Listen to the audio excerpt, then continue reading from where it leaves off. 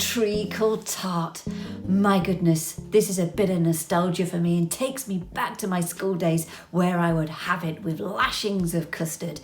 But you know, you can make this so easy at home. I think you're going to be shocked. And if, like me, you do not like leftovers or food waste, then you're in for a surprise.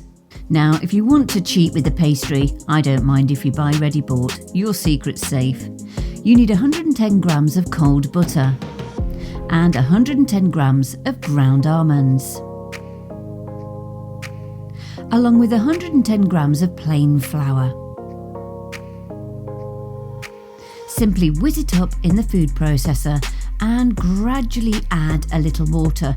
You'll see what I'm doing here. It's literally dribble by dribble so that you get a dough. You don't want too much water.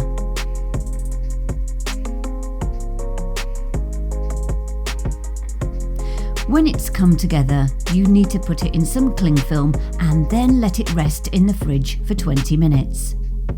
After the 20 minutes, you can start rolling it out on a nice floured surface.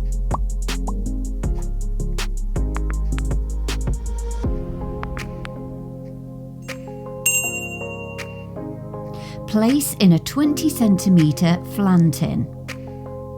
And I like to run over the edge at the top to get any excess pastry off. Place the flan tin in the fridge for 20 minutes. And preheat your oven to 170 degrees C fan. Then for the filling, you need 100 grams of white breadcrumbs. Top tip, don't throw your leftover bread away. Use it for recipes like this. You need to place 50 grams of the breadcrumbs in to start, along with 6 tablespoons of the golden syrup. The rest we will add in later. Now, an option is to add the zest and juice of 1 lemon. The reason why I enjoy doing this is because it is a real sweet dish and it just helps to cut through that sweetness. You could use half a lemon or half a lemon zest as well. You don't have to use a whole one. Then on the stove, just gently melt it down. It will start to go a little bit more liquid. Then you could add in the next 6 tablespoons of golden syrup, followed by the leftover 50 grams of breadcrumbs. What you're looking for is something that's not too thick and not too loose, sort of this texture.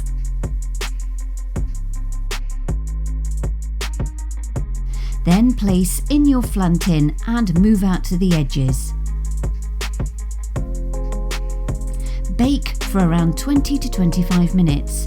Now, if it starts to colour a bit too much, you can place some tin foil over the top and pop it back into the oven. Then cut yourself a slice and serve with lashings of hot custard, cream, ice cream, or dare I say all 3. The full recipe that you can print out and get more great ideas from is on the website, and you can watch the video again. There is also the nutritional fact sheets too. All you have to do is go to my website, cookingwithemily.co.uk.